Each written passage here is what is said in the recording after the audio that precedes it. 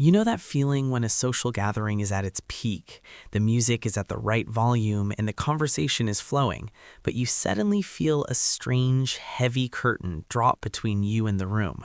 You are still there, nodding and smiling, but your mind has already begun to retreat. It's like a radio signal slowly fading out until all you can hear is the hum of your own thoughts. You find yourself looking at the exit, not because you're unhappy, but because you feel a desperate physical need to return to a space where no one is looking at you. You might even feel a sense of guilt about it, as if you're failing at being human, or as if you're missing a vital piece of software that everyone else seems to have downloaded. There is a certain kind of person who experiences the world this way, and they are often the most misunderstood. In a culture that celebrates the outgoing, the loud, and the constantly connected, wanting to be alone is frequently pathologized. It's labeled as shyness, social anxiety, or even a lack of ambition. Society tends to treat the preference for solitude as a problem to be solved or a phase to be grown out of. We are told that we are social animals, and the implication is that if you aren't constantly seeking the pack, something must be broken inside the machinery of your spirit. But this isn't a flaw, and it certainly isn't a failure. It is a biological and psychological pattern that serves a very specific purpose. The truth is, there is more going on here than people realize. When we ask why some minds prefer being alone, we are peeling back the layers of a deeply sophisticated internal architecture. It isn't just about being introverted, it's about how your specific brain manages the sheer weight of reality. If we look at the neuroscience of the solitary mind, we find that it often comes down to how the brain processes stimulation.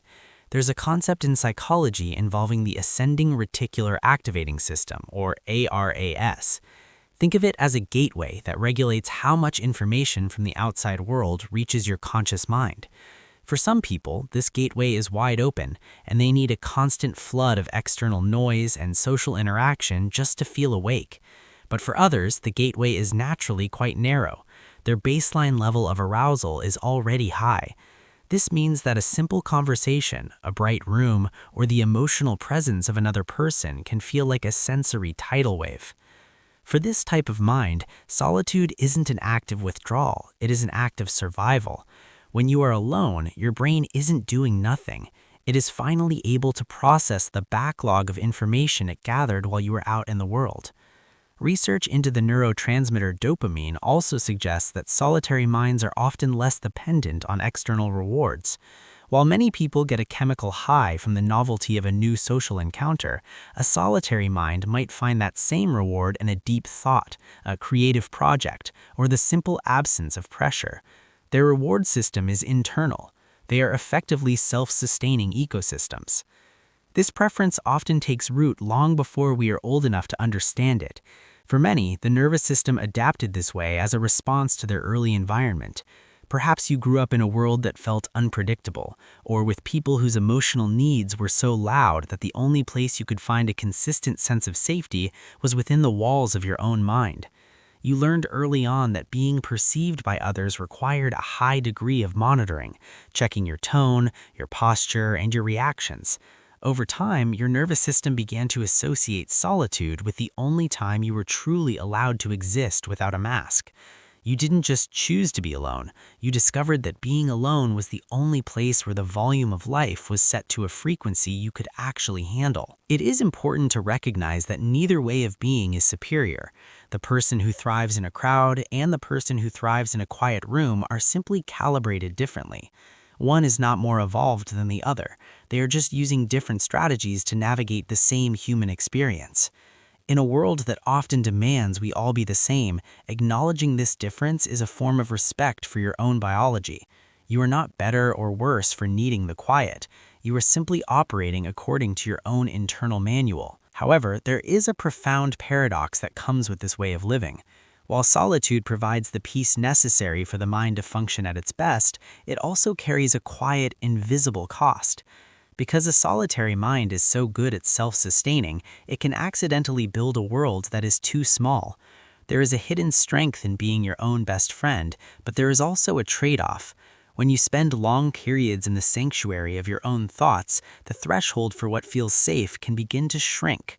The outside world starts to look more taxing, and social connections can begin to feel like a chore rather than a nourishment.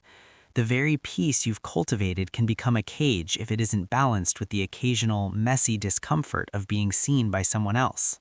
Yet, this trade-off doesn't change the fact that your experience makes sense. If you have spent your life feeling like an outsider because you find more comfort in a silent room than a crowded one, you should know that you are not broken. You are not antisocial in the way the word is usually thrown around. You are someone who possesses a rich, complex, and highly sensitive internal world. That sensitivity is why you need the quiet.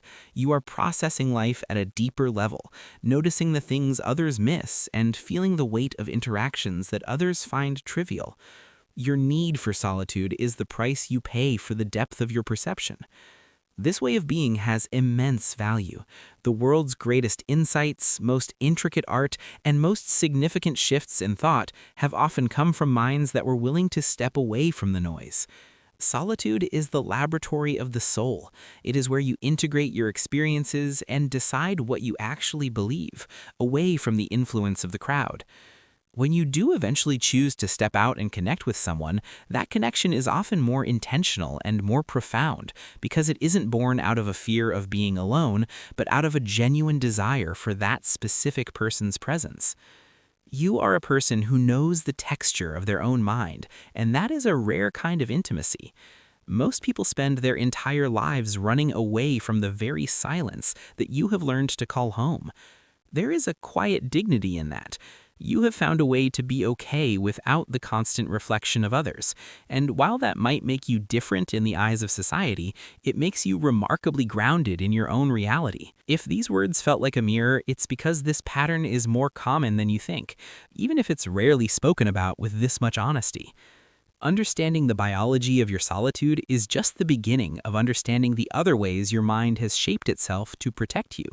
There are other layers to this, reasons why you might feel a certain way about praise, or why you have a specific reaction to the idea of being known by others.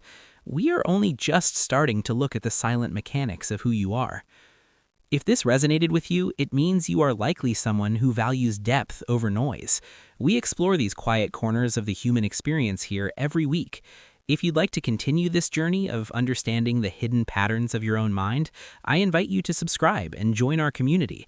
There is much more to uncover about the silent mechanics of your personality, and I would be honored to have you along for the rest of the story.